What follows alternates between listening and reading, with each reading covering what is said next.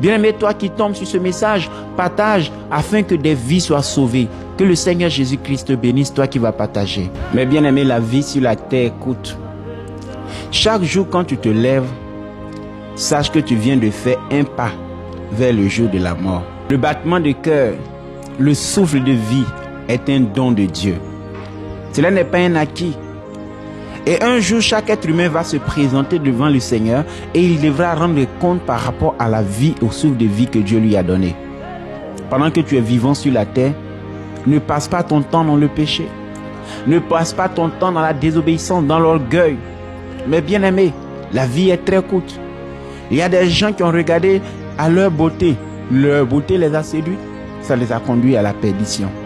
Il y a des gens qui ont regardé à leur argent. Leur argent les a séduits. Ça les a conduits à la perdition. Ne t'attache pas aux choses éphémères de ce monde. Et ne pense pas que ta richesse dépend du matériel. Parce que la véritable richesse, c'est ta foi en Jésus-Christ. On l'a vu avec Lazare. Pendant qu'il était sur la terre, il était considéré comme pauvre et n'ayant rien du tout. Mais sa vraie richesse était sa foi qu'il a gardée en Dieu malgré la souffrance. Après la mort, a été révélée sa véritable identité, celui d'être enfant de Dieu.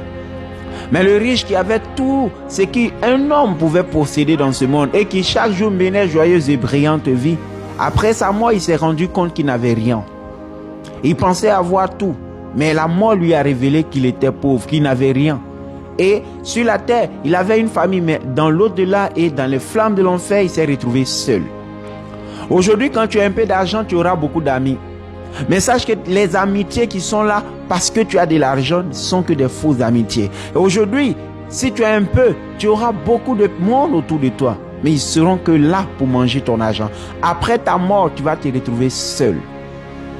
Ni ta famille, ni tes amis, personne ne sera avec toi quand tu seras face au jugement de Dieu. C'est pourquoi pendant ton passage dans ce monde, ne laisse rien te séparer de Dieu, ne laisse rien te séduire, prends ta foi au sérieux. Tout le monde peut t'abandonner, mais le Seigneur Jésus-Christ reste fidèle. Sers-le de ton vivant, suis-le de ton vivant. Ne laisse pas une question d'amitié te séparer de l'éternité. Ne laisse pas une question de mariage, d'argent te séparer de Dieu. L'argent est bon, le mariage est bon, avoir des amis c'est bon. Mais que ces choses ne soient pas la priorité de ton âme. Que ces choses ne prévalent pas sur ton salut.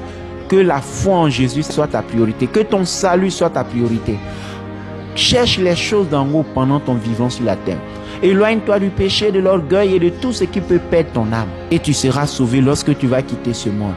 Que le Seigneur te bénisse, toi qui vas recevoir ce message pour ton salut.